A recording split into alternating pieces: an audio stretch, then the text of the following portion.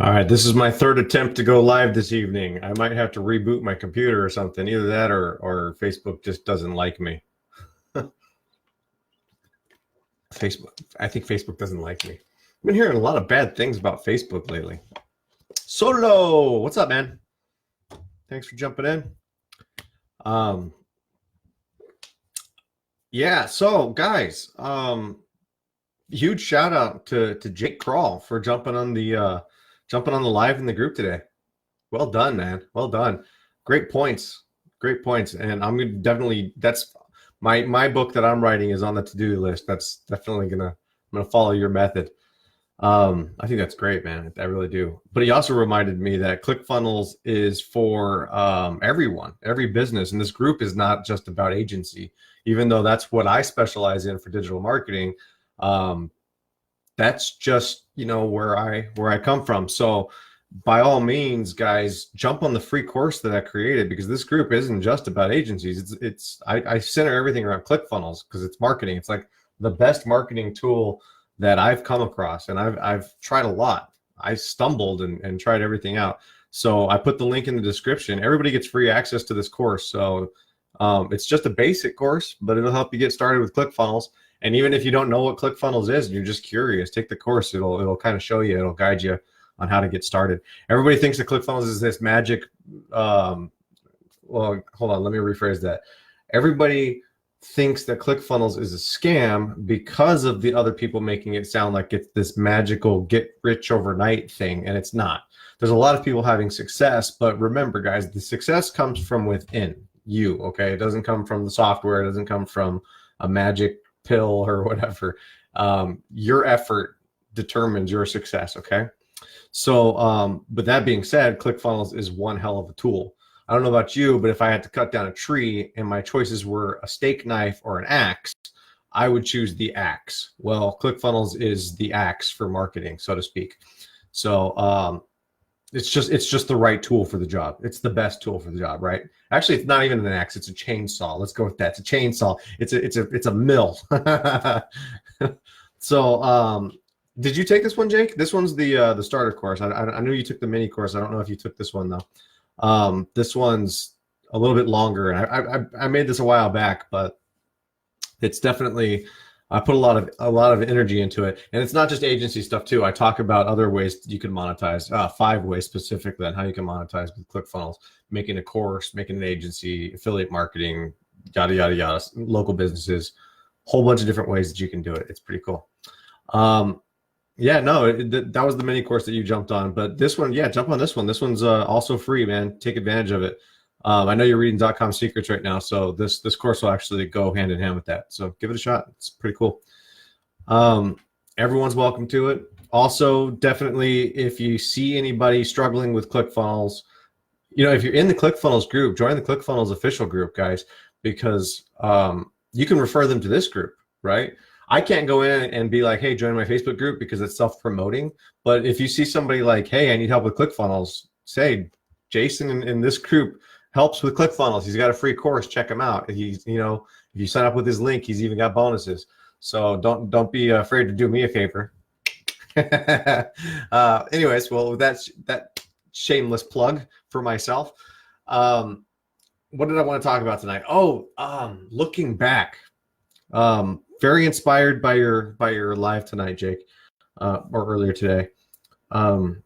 It kind of brought up some old, like when I was first reading that book, and some old feelings about how I was going through. And I started thinking about where my goals were back a few years ago. It's just barely 2016. It's 3 years ago.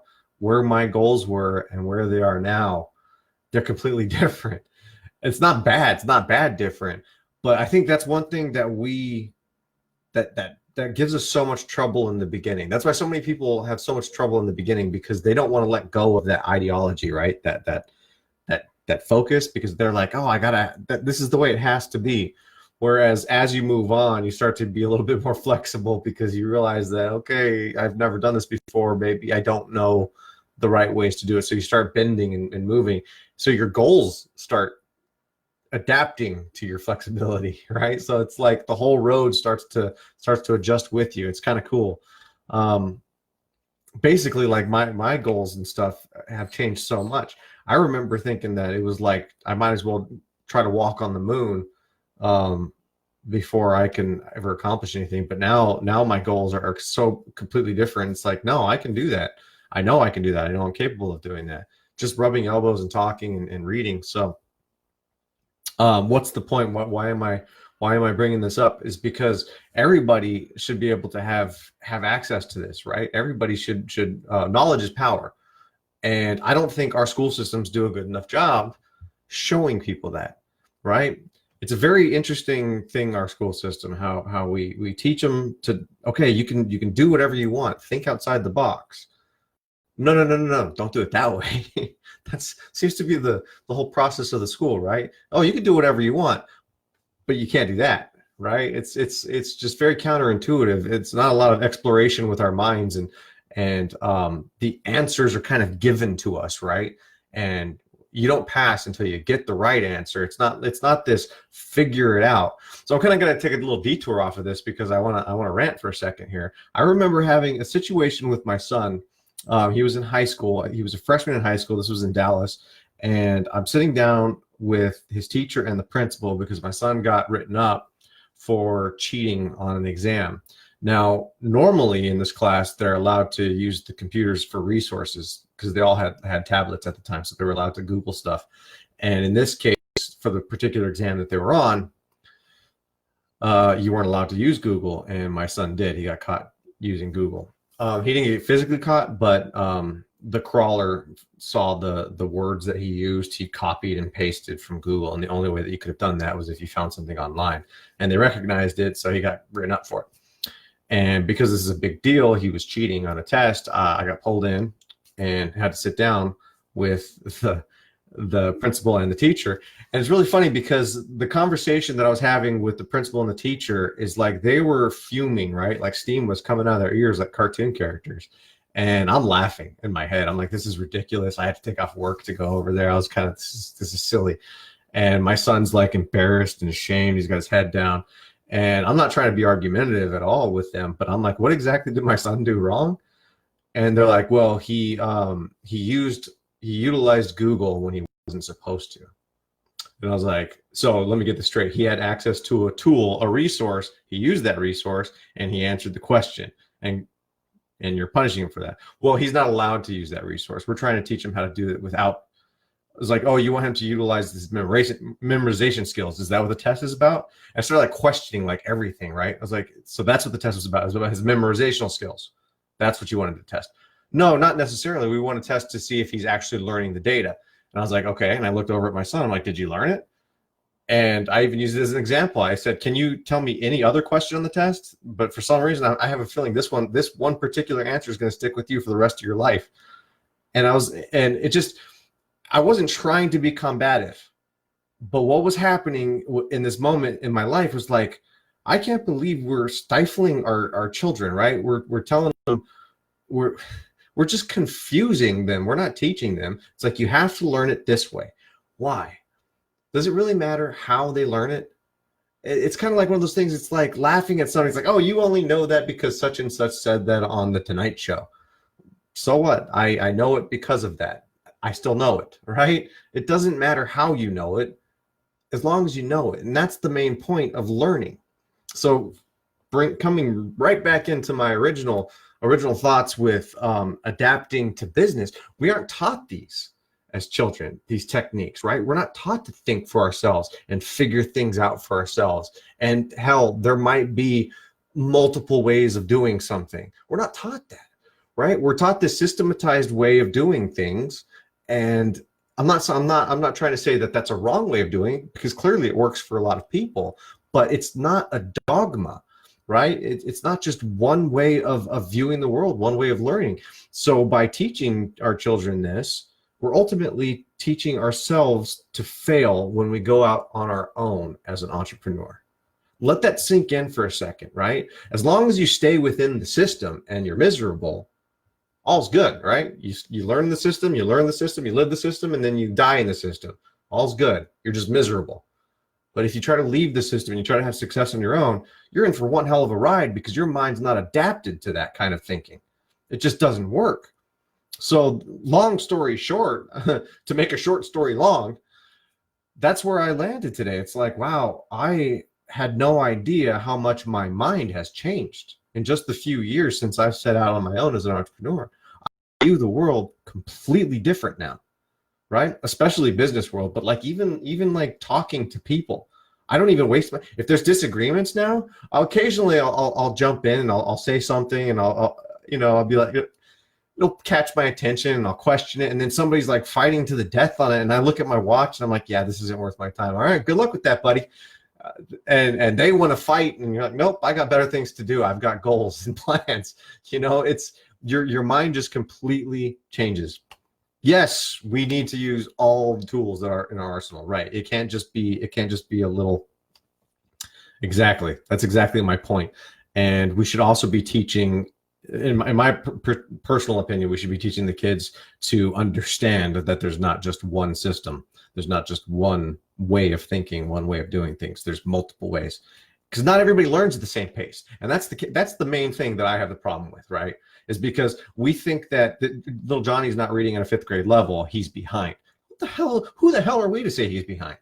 Because he's not reading at a 5th grade level? That's ridiculous. Maybe he's not. Maybe he's going to read it at that level at his own pace. It doesn't matter. How does age is arbitrary. What does that have to do with anything? So it's just weird that we do that. We classify them all in a class, and we're like, okay, you're not smart, and you are, because reasons. I just don't like that, especially like being an adult into the world that I've seen as an adult. It's like, did it really matter that I fell behind in spelling? Right now I'm looking back, because that was me, and I'm looking back, did it really matter? Because it sure as hell was a big deal to my teachers, and when my mom got called into the office, and I'm looking back, I'm like, how is, it's just weird to me. It's just weird. Anyways, with the entrepreneurial mind that we have, guys, we need to you need to be adaptable. That's the main premise of tonight's live, is that we need to be adaptable. You need to know that there's tons of different ways to do it, and which is why the ClickFunnels course is so awesome, because there's different ways to monetize. And the problem is, and same thing I talked about last night with shiny object syndrome, because there's so many different ways that you can use ClickFunnels, it's easy to get confused. It's convoluted. You're going to get pulled in every direction, because it's all exciting. So that's why I say a little tenacity goes a long way when it comes to entrepreneurialism. You have to grab onto it and focus on that one thing, and don't let go. I call it the secret of one. I've heard someone call it the rule of one. There's so many different ways but it's I got it written up here. One target customer, person, audience, one conversion tool, one traffic focus, and 1 year. It's crucial, because if you start jumping from thing to thing, you're not going to see any real results, especially in the growing phase. But if you focus, especially put in a year, you're going to get it. How could you not? It's the only thing you're doing. Right? I mean, that's that. But that's all I got tonight, guys. Make sure you drop a hashtag virtuous. Make sure you join the free course. And I love the interactivity, Jake. It's awesome. Super happy with people in the course. Talked to a couple people in the DM last night. I was actually going to mention some of the topics that we talked about last night. Oh, yeah, real quick about agency stuff, because a lot of the people who have digital marketing issues, and I know firsthand, is that when you specialize in one thing, like I'm suggesting, the one thing, you're focused on one thing. Customers are not focused on that one thing. So customers always want to pile up on top of you, right? So they're like, oh yeah, it's like if your specialty is SEO, they're going to want Facebook ads, right? They're going to also want Google ads, whatever. So it's hard for you to stay focused when your clients are piling up. And so I was having that conversation with someone last night, and that's when outsourcing comes in really handy, because it saved my life. And I don't tell no to a client. Hell, I have outsourcers doing stuff I get paid for. It's a passive income, and that goes to the day before yesterday. So you see how these are all starting to kind of work together, all of these lives. All right, guys, be sure to invite as many people to this group as possible. Thank you so much for watching. You guys have a great Thursday, and we'll talk soon.